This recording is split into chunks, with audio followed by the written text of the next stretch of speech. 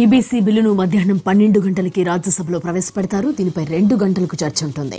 బిల్లుపై జరిగే చర్చకు దూరంగా ఉండాలని ఆర్జేడీ నిర్ణయించింది.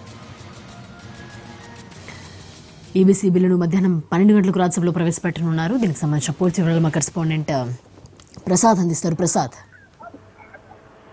లోక్సభలో నిన్న పూర్తిగా చర్చ జరిగిన తర్వాత దాదాపు అత్యధిక మెజారిటీతో దాదాపు చెప్పాలంటే ఏకగ్రీవంగానే ఆమోదైంది. కేవలం 3 మాత్రమే ఆ బిల్లును వ్యతిరేకించడం జరిగింది. రాజ్యసభలో 12 గంటలకు ప్రవేశపెట్టిన తర్వాత 2 గంటలకు చర్చ ప్రారంభమవుతుంది. అయితే ఎజెండాలో మాత్రం దాదాపు 9 బిల్లులు చర్చకు చేపట్టాలని చెప్పి ప్రస్తావించినప్పటికీ కూడా ప్రధానంగా 2-3 బిల్లులకు సంబంధించి మాత్రమే చర్చ జరుగుతుంది. ముందుగా సిటిజన్షిప్ బిల్లు మీద చర్చ జరుగుతుంది. ఆ తర్వాత ఈబీసీ ఈ అగ్రవర్ణాల్లో ఆర్థికంగా వెనుకబడిన వారికి రిజర్వేషన్ కల్పించినటువంటి బిల్లుపై ఈ రోజు రాజ్యసభలో చర్చ జరుగుతుంది.